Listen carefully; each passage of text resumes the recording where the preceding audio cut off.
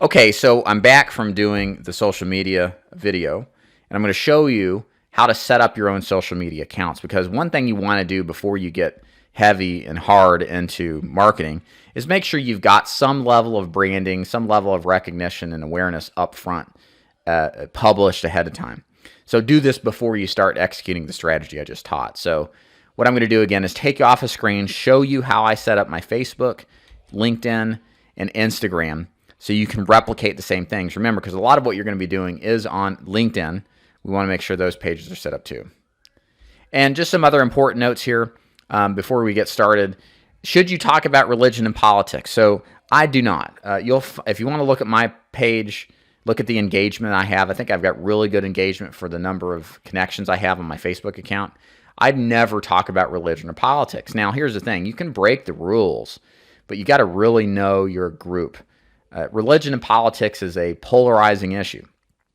I can remember one guy that he recruits on Facebook, and he literally posts 3 to 5 posts on his personal page every day where he is just rabidly political. And it's a personal turnoff to me because I don't follow his particular brand of politics. And it's not thoughtful posts, it's nasty, belligerent posts. And that might appeal to people who are on his side of the spectrum. That's why I said, you got to know the rules and then you can break them. But it's better in the beginning as you're developing a following not to go into the political realm. I think religion is probably less of an issue than the political realm is. To me, this is just my anecdote here. The politics of things is just so binary. It's love or hate. That it's something I don't think you need to do as typical people do, where they have an axe to grind. Avoid that together entirely. Any kind of post where you're insulting, doing stupid stuff, kind of in the same thing, I would just get rid of it. Remember, you're feeding this to your personal page. I'm a big believer that you should be using your personal page. You want people who may work with you to know who you are and develop a sense of connection, okay? So don't be afraid of that. And so things like family posts and things, what if you're worried about sharing that? I would just honestly, again, be completely comfortable with this. Again, you are now a brand. You have to embrace this. I had to do this. I'm actually an extremely private person. I am not a showy person. But I've had to accept that if you want to build a brand, that in present day social media, present day brand building, you have to be comfortable sharing yourself. And part of that is who you are in your life. You don't have to show everything, but you do have to be comfortable with looking yourself as a micro celebrity, because that's ultimately what you're going to be. And again, I can tell you it works wonders when you open yourself up and become vulnerable. Again, not a natural thing for me personally, but it's something I started doing because I saw that it worked really well for those who employed it. And that's my main thing here is just remember, social media is just a living representation of you and a personal brand and a brochure. It acts as a selling device when you're sleeping. So you want to make sure everything that's out there is it creating more value in your brand, or is it extracting it? So you have to think about what you're posting as being that. And it may not necessarily extract the most likes. It may not be what your family wants to see. It may not be even what your friends want to see, but you have to look at social media as an extension of a personal brand.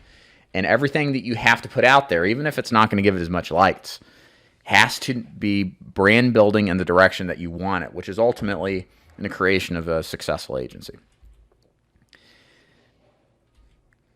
So now I'm going to take you to the video where I walk you through the creation strategy of setting up your social media accounts and all the details you need to know. What I'm going to do now is take you through a step-by-step breakdown of how to set up your Facebook, LinkedIn, and Instagram accounts. Again, we're going to utilize some of the information I talked about here as far as what kind of content that you can come up with. It's best to have somewhere between 3 to 5 posts already created just to show that you do have some activity going on and that you're contributing towards your page. So let's start with Facebook to begin. So here I am on Facebook. Let me click on my personal feed so you can see what I've got. I'm going to take you through each of these. First thing first, Always put some kind of background cover photo. It can be family, it can be anything nice, preferably something with yourself, okay? Second of all, make sure you get a professional picture or a good mugshot picture of you. Don't get a image, don't get a picture of your dog. You want to be taken seriously. In the intro section, very simple. I help people become successful insurance agents and grow prosperous insurance agencies. You want to have a phrase that's something like that. I help people to blank in order to blank. So I help agents become successful insurance agencies or agents, or I help final expense agents, or I help agents become successful final expense agents. Whatever your niche is, exemplify it. Provide all this information here, who you are, what you do, where you studied, if you did at all, who you're married to, what you do. Make sure you upload a couple of pictures about yourself, and I like to include my family, my kids, my wife. Here's your websites. Make sure you include them there too as well. And then I like to make my whole public, my profile is public. You don't have to, I don't make it private for non-public because, again, I'm a brand. I want to show this to people.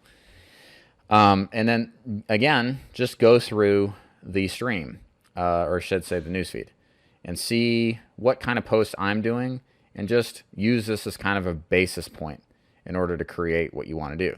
So you can see I've got kind of like a thank you post for all the people who like my YouTube and Facebook page, created an image out of all the comments that were put out, put a video of me rambling about closing, so I got content specific stuff. People like that. Quotes are great. If you want to pull quotes and just upload them, those are always a really good idea too as well. They get lots of shares, okay? I don't know how well that works as far as attracting outside attention, but they get lots of shares, so that's cool. Then here's actually a training. I would call this a short post where I train on how to use sticky notes, put out the actual image of it. And then sometimes what I'll do is I'll offer, hey, if you like this, contact me, and then I'll send you my vendor, so you can start conversations that way. And then here's kind of the same thing, training on, guarantees belief faith, gets lots of likes, comments, that kind of thing. Longer term video, good quote one that's got lots of shares and likes. Another training thing to do. So you can see kind of what I'm doing here. This works really well for me. I can tell you what works best for me. Oh, and congratulations articles as soon as you can. They're good. That may take some time. But my suggestion is really to focus on 300 to 500 word posts with an image. Make sure your image constrains to Facebook's requirement. If you put in Facebook post image dimensions, you can make sure you got the right size image, because otherwise it'll kind of show funky sometimes, like on smartphones, and that's where most people are.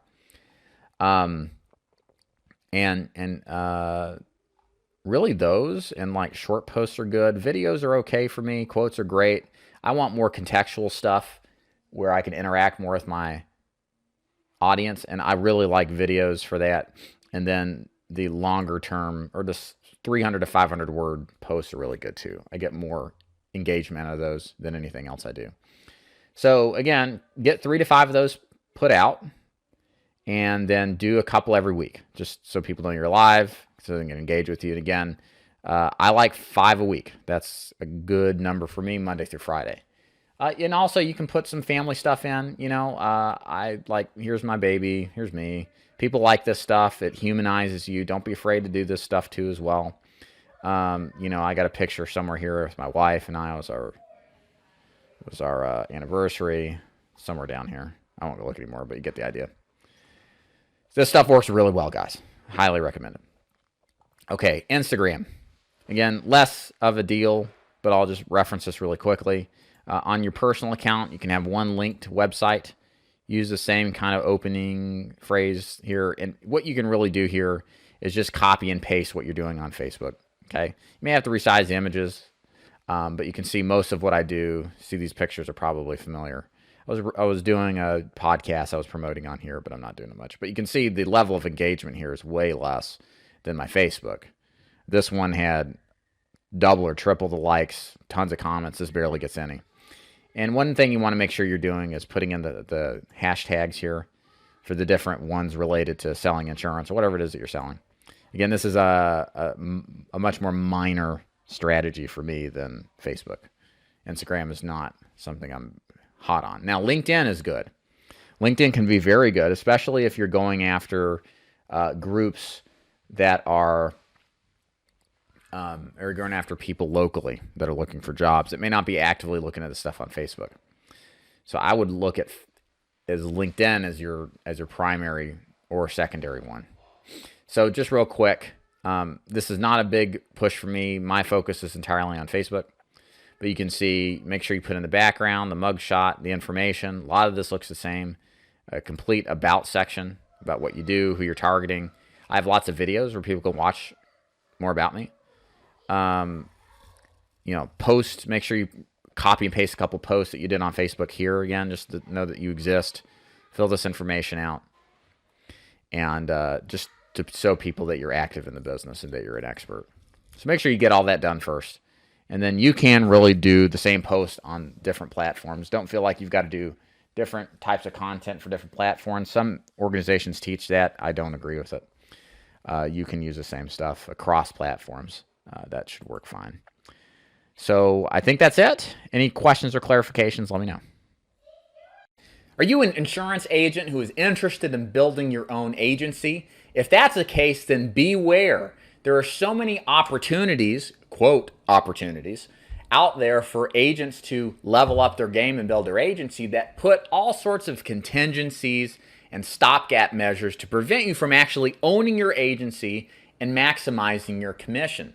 I put together a new program for those agents who are interested in creating their own agency. It doesn't matter what product you sell, but to give you the knowledge and the pathway to own the entire process of growing your agency and scaling it and making sure that no one, not a single company, person, or upline owns you, where you own the thing outright and you build your agency in your vision only.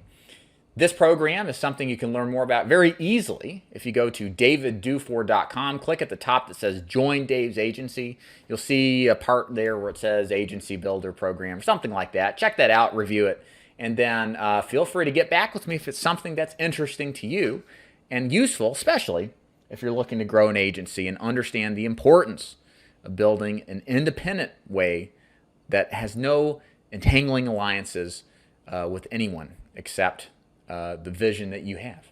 So thanks for watching and hope to hear from you soon. See you. Bye.